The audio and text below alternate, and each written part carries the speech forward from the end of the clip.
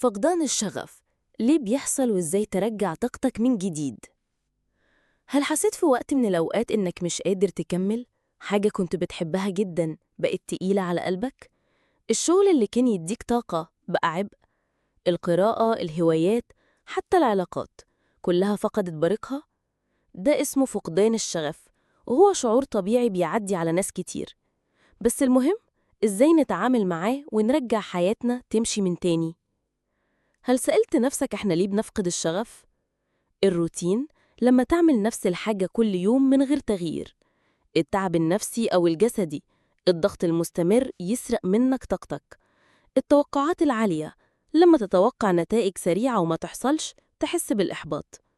المقارنات، لما تفضل تبص لغيرك وتحس إنك أقل.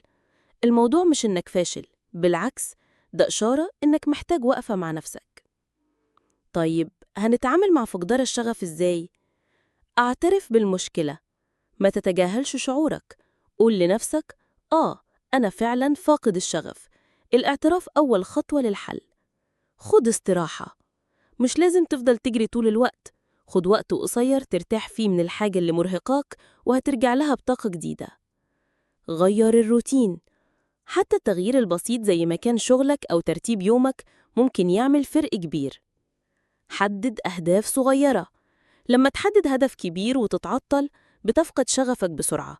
الحل إنك تبدأ بخطوات صغيرة وسهلة تخليك تحس بالإنجاز. اهتم بنفسك، مارس رياضة، اهتم بنومك، أو أعمل نشاط بتحبه بعيد عن الشغل. جسمك وعقلك مرتبطين، ولما واحد يتعب التاني يتأثر. تواصل مع ناس إيجابيين، الكلمة الصح من شخص صح ممكن ترجع طاقتك. اختار الناس اللي بيدعموك. فقدان الشغف مش علامة إن حياتك انتهت، لكنه مجرد إشارة إنك محتاج وقفة وإعادة ترتيب.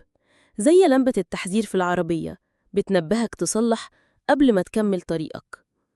لو بتحس إنك فاقد الشغف دلوقتي، صدقني، ده مش نهاية، ده بداية جديدة لو عرفت تستغله صح.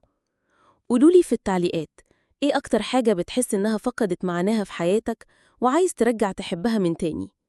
ولو عندك أي استفسار اتركه في التعليقات وأنا هرد عليه. والسلام عليكم ورحمة الله وبركاته.